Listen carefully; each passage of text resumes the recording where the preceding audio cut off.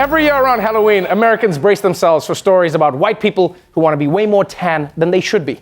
But as we've learned recently, other countries in the world also deal with blackface and brownface scandals. I mean, just recently, Canada learned that they've already elected their first prime minister of color. They just didn't know.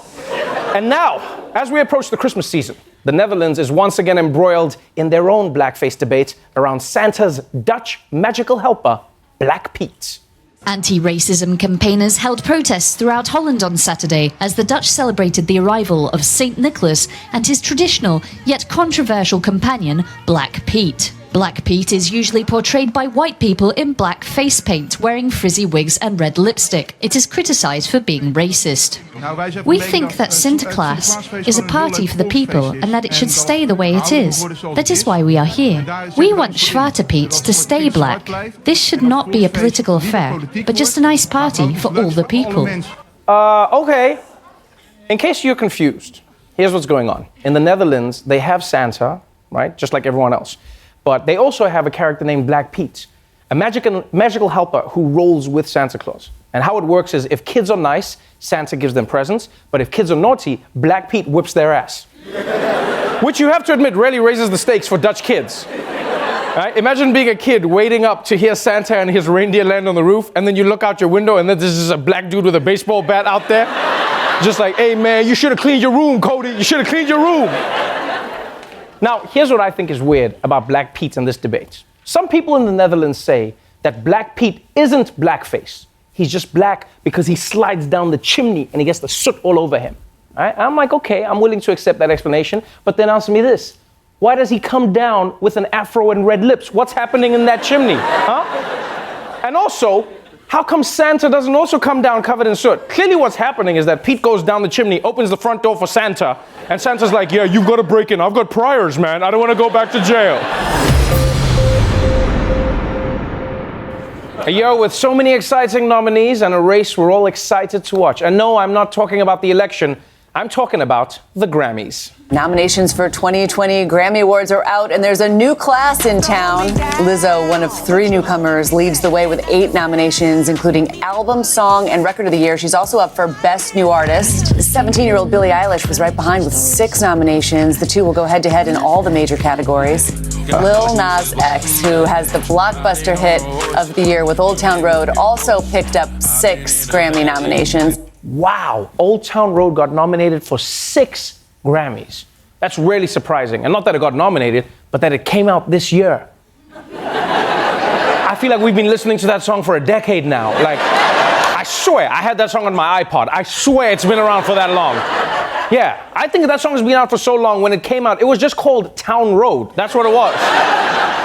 It's always weird to me how much time passes between a song coming out and when it gets announced for the Grammys, you know? It almost feels like when someone responds to your text like a year and a half later.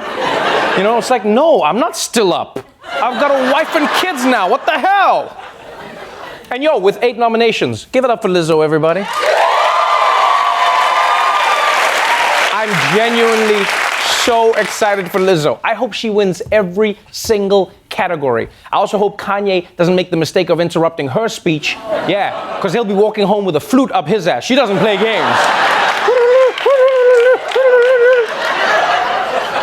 Oh, and there's one more Grammy nomination that everyone in my house is talking about. Trevor Noah, nominated for Best Comedy Album.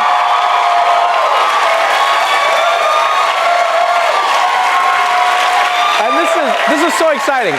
Honestly, this is so exciting because it really came out of nowhere. I didn't even know the Grammys were being announced. Like, I found out the morning. A friend texted me, wow, dude, Grammy Awards, so exciting. And I was like, did we get invited? Oh, snap. Second mezzanine, here we come.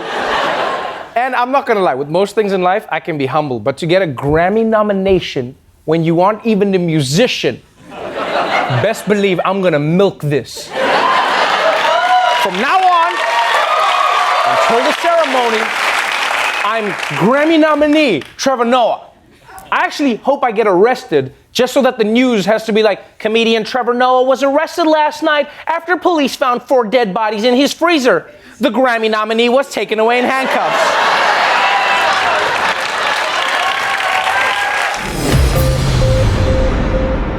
All right, but let's move on to an airport police chase unlike any you've ever seen. Now to the wild police chase across an airport runway that was caught on camera. The suspected teen burglar trying to escape an arrest after landing in Oklahoma. Take a look at the United flight that just landed, and a 16-year-old squeezes between the jetway and the aircraft and jumps down onto the active tarmac and starts running. Workers give chase. Authorities say that the 16-year-old was able to get into a mechanical room and into the terminal and then watch as he drops. You can see from a distance from the roof of the terminal as his pursuers arrive. His landing didn't go well. He actually broke bones in his legs, taken to the hospital. He's in custody. He still faces the charge, guys. God damn. This kid jumped out of a plane and then off of a roof? You know what the problem is here? Everyone thinks they're living in a video game. You can't just jump off of a building. You gotta hit X as you land. That's what you do. As you land, that's how you roll. And also, kid, what were you doing? The worst place to run away from cops is Oklahoma. Because Oklahoma is just one giant open field. There's nowhere to hide. Yeah, the cops can just rock up with some folding chairs and be like, there he goes. Yep, and then 5 hours later, they're like, yep, he's still running, still running. Now, they say that he jumped out of the plane because he was a robbery suspect and he wanted to escape. But I think what happened was they started boarding and then he realized that he was on a Spirit Airlines flight and that's why he jumped out. Spirit Airlines, they won't take me alive.